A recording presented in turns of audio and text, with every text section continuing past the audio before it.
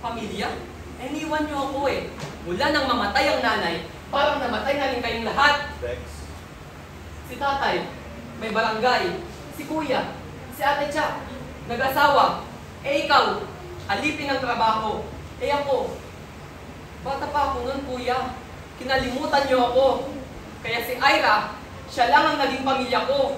Nasaan yung pinili mo? Nasaan si Ira? Nasaan? Let's grow up! Stop ruining your life and stop ruining other people's lives, idiot. You mean stop ruining your life? Ay! Huwag ka nang sumagot! Yung bibig ko de! Oo, bibig ko talaga. Oo, bibig mo talaga. Ano ba? Kalokohan eh. Ang perfect ng buhay nyo eh, no? Eh bakit hindi natin pag-usapan kung gaano ka-perfect yung babaerong mong asawa? Huwag mong ipasa sa akin! Hindi!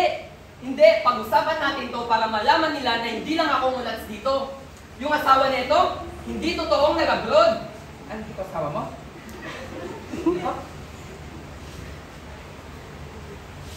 Oo, nahuli ko pa mismo na may kasamang babae ang asawa niya.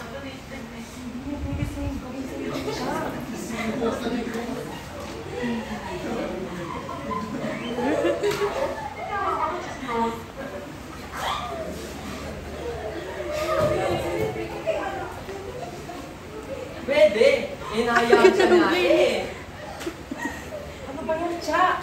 Noon pa namin sinasabi sa'yo, nag-gay yung lalaki ng likas-likas ng ulo mo. Kaya ayoko magsabi sa inyo, kuya eh! Kasi kasalanan ko! Ako gumawa ng problema! Titiisin ko! Kahit ginigengin ka ng paulit-ulit, nasan yung logic doon? Ba't binabayaan mo? Para sa mga anak ko! Dahil ayoko silang mawala ng ama! Tsaka ayoko nang magsabi kay tatay kasi may sakit siya! Wala namang sakit si tatay eh.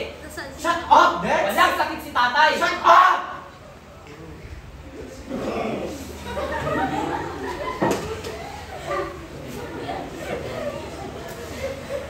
Narinig ko sila ni Kuya John na nag-uusap. Di ba, Tay? Ha?